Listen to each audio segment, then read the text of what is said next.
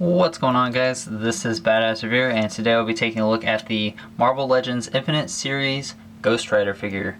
This is part of the new Spider-Man series with the Rhino Build-A-Figure, and I was pretty excited about getting this new Ghost Rider, even though I have pretty much all the other Ghost Riders that have come out previous to him, so it didn't seem like it was a necessary buy, but if you want to collect all of the pieces for Rhino, you have to pick them up or buy it separately.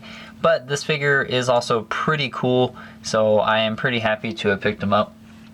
I really like this new version of him.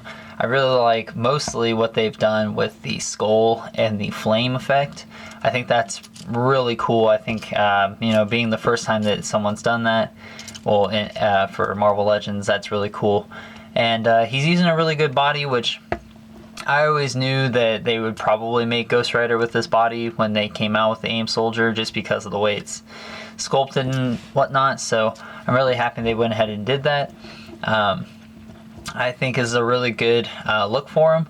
I do wish they would have maybe either had a variant, which they don't seem to be doing anymore, of him in his blue costume, which I think if I can find another one for kind of cheap, I might I'll paint that one up blue. If not, I might just end up painting him blue anyways. I think he would look pretty cool that way. I can't decide if I want to with this one or not, just because I like him with the black, but I also think he would look really cool with the blue. So yeah, taking a look at the head sculpt, it is very nicely detailed. It's all a lot of translucent plastic, which is really cool because when you hold it up to the light, his entire head glows, so it really gives that nice flame effect. The translucent flame on the head is very nice.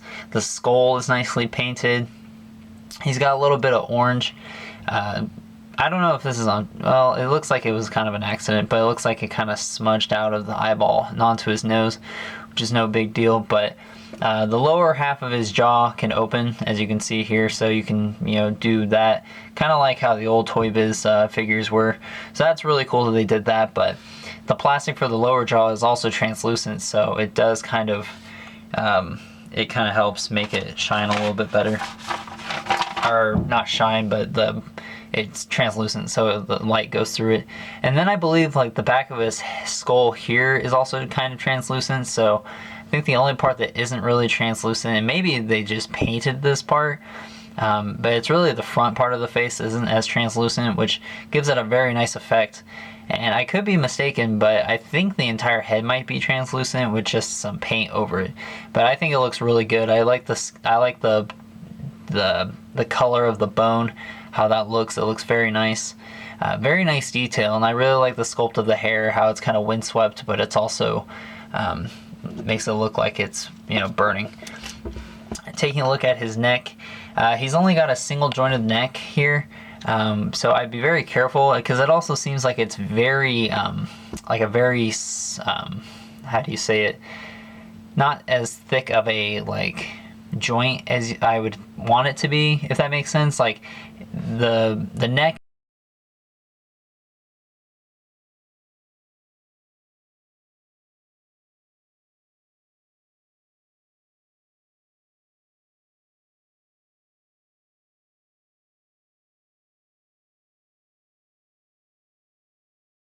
sculpting of that.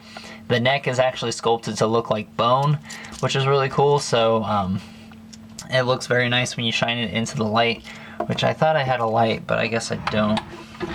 Here, I'll turn on my flashlight here in a second. I'll show you, but I really like the sculpting, and I really like how that looks, because it's not just some weird kind of neck, like just random bone sitting there without any flames, because that's really how Ghost Rider is supposed to look, is the flames are supposed to be kind of coming out of his collar, unlike the Toy Biz version. He doesn't come with this chain. This is actually from the Toy Biz version of Ghost Rider. He comes with this soft plastic chain here, which I put on the old Toy Biz version, just because I didn't want to get rid of it. But it does come with this, and since I have this old version here, I'll do a size comparison. I have all the other ones, I just don't have them on me, but taking a look at this version with the old Toy Biz, there is a substantial difference in size. He's taller, he's a lot bulkier in size. And some people would complain that he's too bulky, but I think it's okay. He does look, he kind of looks bulky in the comics, but I like this version just because he's so skinny that it's like he's pretty much just bones walking around. But not that this isn't a good figure and that's not a good figure, but there's definitely some difference there in terms of that. So yeah, I gave him this chain so he can hold on to it, and it just looks it looks a little bit better on him. But the other one is nicely painted and sculpted. And really, that's about it for him in terms of detail. They have kind of this, it looks kind of like a light, a grayish lining for the jacket, as well as on the collar here. And then down at the boots, there's this buckle here, which are buckles on both sides, which are painted. And then his belt, which is, it's not a separate piece, but it's not sculpted onto him, if that makes sense. It's kind of like in between the joints, if that makes sense. So there's really not a whole lot of detail other than the skull part of his head and then some of this stuff down here. The rest of him, he's pretty much just utilizing the AIM or Star-Lord body mold with pretty much all black outfit. The wrists, however, the forearms a little bit different because on Star-Lord it kind of looked like he was wearing gloves. So this is just kind of like a straight jacket kind of thing, and they're sculpted down here to make it look like he's wearing gloves, which is cool. And the gloves come up to about here, and it is sculpted, so that's nice. And then he's got newly sculpted boots, so these are specifically for him, whereas the Star-Lord and AIM soldiers had the more pointy cowboy boots, which I think would have worked fine with this guy too, since he is kind of like, I kind of see him as like a, not necessarily a cowboy type figure, but a lot of bikers wear like cowboy boots and stuff like that, so that would have been cool with me too. But these boots are pretty nice. It definitely gives him that biker look. But in terms of accessories, he doesn't come with any except for the leg of Rhino. I do like to give him this weapon here. I don't recall if he ever uses like weapons in the comics other than his chain, but I like giving him this sawed-off shotgun because I think it just matches his character pretty well, since he's like a biker kind of dude, so he would use like a shotgun from hell or something like that. So that's pretty cool. I mean, if you want to do that, you can. This is from the Jonah Hex DC Universe Classics figure, which I don't ever have him holding this, so I think it looks pretty cool with him.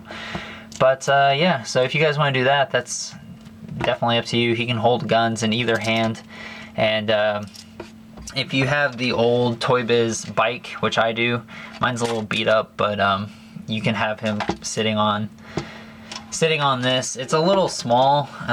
It's definitely not meant for this Ghost Rider, since he's obviously from a different company and he's a lot bulkier than all the other ones. So while it does work, it doesn't look the best. So you kind of have to either find a different kind of chopper to give him and maybe customize it with flames and stuff. Excuse me. Or, just settle with the old ones. But anyways, in terms of articulation, his head is on a ball joint, like I said. While it doesn't have a hinge in it, it does get quite a bit of articulation, since it kind of sits up a little higher, and the head, where the hole is for the neck joint to go into, is pretty big, so it gives him a wide range of motion. So he can look up pretty good. He looks down all the way, goes left and right 360 degrees. The jaw, like I said, opens and closes, so if you want him to look like that, you can. The arms go in and out, rotate 360 degrees, rotates at the upper part of the thigh, or not the thigh, he's got a bicep swivel double jointed elbow, which is really loose on mine, so you might, I'm not saying that that's on every figure, but just be kind of like weary of that. I don't know why mine's like that. It was just like that out of packaging. It's kind of like that on this one too, but this one's pretty bad. He's got an ab crunch, which goes all the way forward and a little bit back. Rotates at the upper, or at the waist. I got all my joints mixed up. The legs can go forward and back a little bit. They don't really go out too far. You might have to mod it somehow to make him go out a little bit farther if you want him to, but I don't think I'm going to mess with that. He's got an upper thigh swivel, double jointed knees, a hinge in the foot, as well as an ankle pivot. So good articulation for Ghost Rider.